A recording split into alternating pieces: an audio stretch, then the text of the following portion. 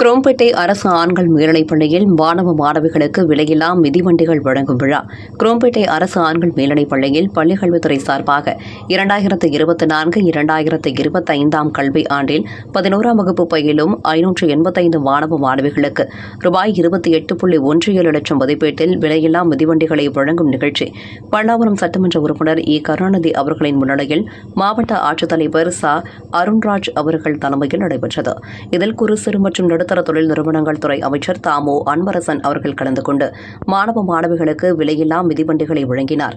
அப்போது தாம்பரம் மாநகராட்சி ஆணையர் பாலச்சந்தர், மாநகராட்சி மேயர் வசந்தகுமாரி கமலக்கண்ணன், மாவட்ட முதன்மை கல்வி அலுவலர் சோ. கற்பகம், மாவட்ட பிற்படுத்தப்பட்டோர் மற்றும் சிறுபான்மையினர் நல அலுவலர் வேலாயுதம், தாம்பரம் மாநகராட்சி மண்டலக்குழு தலைவர் ஜோசப் அண்ணாதுரை, மதுராந்தகம் மாவட்ட கல்வி அலுவலர் ஐயாசாமி, பள்ளி தலைமை ஆசிரியர் முகமது கலீம், பெற்றோர் ஆசிரியர் சங்க தலைவர் ராஜாராமன், உள்ளாட்சி பிரதிநிதிகள், மாமன்ற உறுப்பினர்கள், ஆசிரியர்கள் மற்றும் மாணவ மாணவிகள் கலந்து கொண்டனர்.